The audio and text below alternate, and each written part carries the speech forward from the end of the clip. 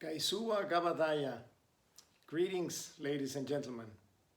It is an honor to be able to address you at the opening of this first Nigeria Virtual Book Fair. First of all, let me congratulate all who have worked hard to take the traditional book fair online. From my conversations with other publishers associations around the world who have done the same, I know that such things are made a reality by a dedicated group of people, often learning along the way as they try to create the perfect opportunity for authors, publishers, distributors, and booksellers to promote a vibrant collection of great titles. Let me also thank my friend Badega Adedapo, a valuable member of IPA's Executive Committee, for inviting me to talk today. The International Publishers Association, which I'm honored to preside, is the world's largest federation of national, regional, and specialist publishers associations. We have 83 member associations in 69 countries, and through them, we represent the interests of thousands of individual publishers around the world. The theme of your fair is perfectly chosen, and perhaps a little provocative. It is constructive and forward-looking. It does not dwell on the difficult times now, but looks at how our sector can adapt to overcome our current challenges. On the other hand, I have to say that I'm reluctant of the word panacea. Panacea, as you know, was a Greek goddess of healing and is associated with universal remedy. But we have to be careful, since no all-healing medicine has been found yet. Yes, I agree that information technology and digitization are very important innovations we have to consider. One of the things publishers around the world ask me is about the future of publishing. I wish I knew the future of anything, but I'm positive, and one thing is certain: now is the time to embrace digital. I have spoken to so many publishers and publishers associations around the world over the last 6 months. There are so many relevant insights from different parts of the world. Some of these conversations are recorded in IPA's interview series you can find on our website. I invite you to watch them. It is perhaps unique that we are all facing globally such a dramatic challenge at the same time. The realities of each region and the structure of each national or regional publishing industry affects how those challenges are felt and what solutions are available. In regions that had either been reluctant or ill-equipped to embrace digital publishing, we have seen a recognition that digital publishing enables us to overcome many of the challenges that lockdowns and limited freedom of movement create. Beyond the pandemic, digital publishing also enables us to tackle accessibility challenges for visually impaired readers. Digital publishing and on-demand printing enable us to overcome distribution challenges. Digital technology enables these sorts of interactions and makes the world smaller. Digital publishing is clearly an integral part of our industry, but no matter how important new technology may be, let us not forget content.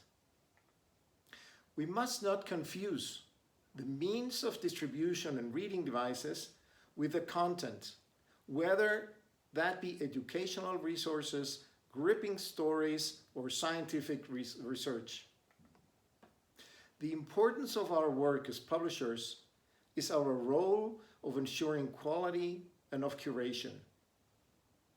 We must guard against governments who confuse budgets for shiny devices with budgets for quality educational resources. We must also ensure that governments understand that the attraction of copyright exceptions for educational uses is a short-term thinking, like destroying a dam to release the water. the end result will be a drought. Let us also note that research suggests that pupils don't necessarily learn best through screens, and that the future of education will most probably be blended.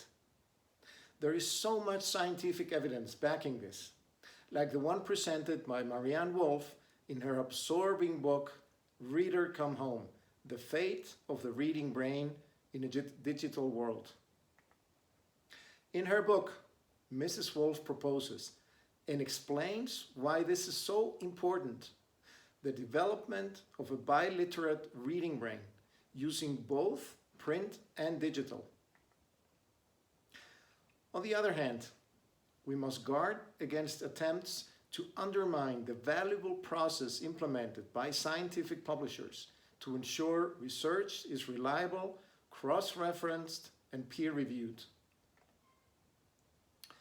We must ensure that publishers' intellectual property rights, their copyright, can be properly enforced online, and that the challenges I know you have faced in Nigeria with physical piracy are not dwarfed by that of digital piracy.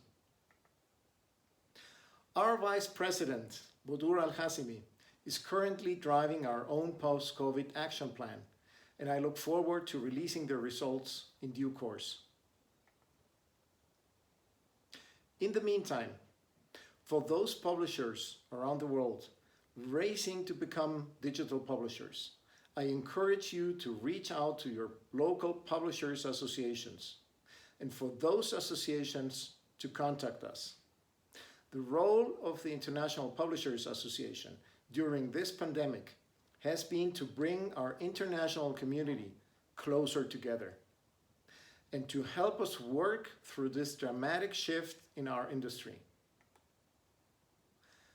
I have used the word challenges many times today, but I believe that it's a testament to our industry to see how publishers around the world have risen to those challenges.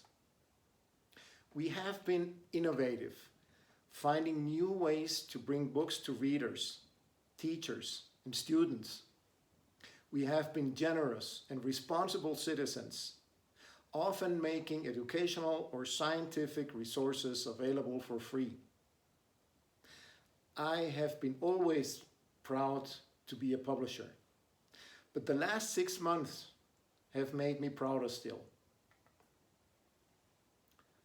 Writer and educator Palmer Parker says the following: "In books, I find gifts of many sorts: comfort, challenge, excitement, insight, inspiration, vision that I can bring back to the world to help me become a better person, and maybe help the world become a better place."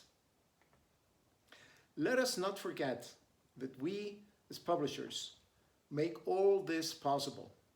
We help the world become a better place. Nagode Sosai, thank you very much.